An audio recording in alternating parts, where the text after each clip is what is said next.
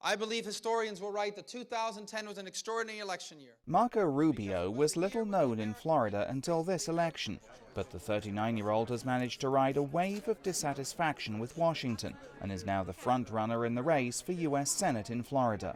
His television ads echo a familiar Tea Party theme.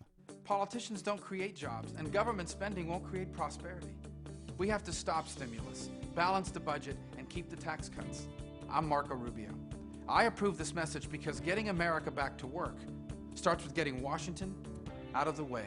Political science professor Aubrey Jewett says candidates like Rubio have appealed to many Tea Party supporters. The vast majority don't like Obama, and they think the government spending's out of control, and they worry that it's not going to get any better and that government spending is going to continue to increase and that the country's going to go more into debt. Rubio, like many so-called Tea Party candidates, is running as a Republican, having beaten an established Republican in the primaries earlier this year. Florida Governor Charlie Crist pulled out of the race to be the party's nominee amid polls showing him trailing Rubio. Crist is now running as an independent. We saw what freedom can do. Other Tea Party-backed candidates pulled off similar upsets. In Delaware, Christine O'Donnell defeated a former governor to become the Republican nominee, and in Nevada, Sharon Angle won the Republican nomination and now finds herself in a tight race against Democrat and Senate Majority Leader Harry Reid.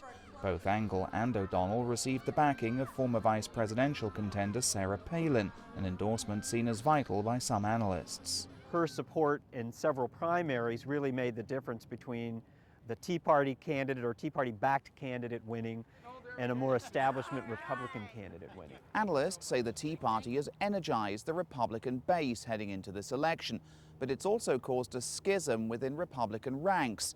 And there's a debate raging over whether the party needs more moderate voices if it's to stand any chance of retaking the White House in 2012. President Obama's approval ratings have hovered around 45%, according to recent polls, as the U.S. economy continues to struggle. While the Tea Party has thrived in this environment, experts debate whether its success in getting more conservative candidates on the ballot for this election is good for the Republican Party in the long term. I think there's no question that the Tea Party is going to be a net plus for Republicans across the country in the short run. In the longer run, it's a much more difficult question. Once Obama's not the center or focus of their concerns, then will average voters think that the Republican Party has moved too far to the right? And that's certainly a danger.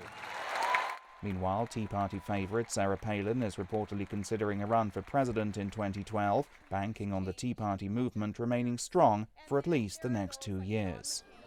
Steve Mort, Channel NewsAsia, Orlando, Florida.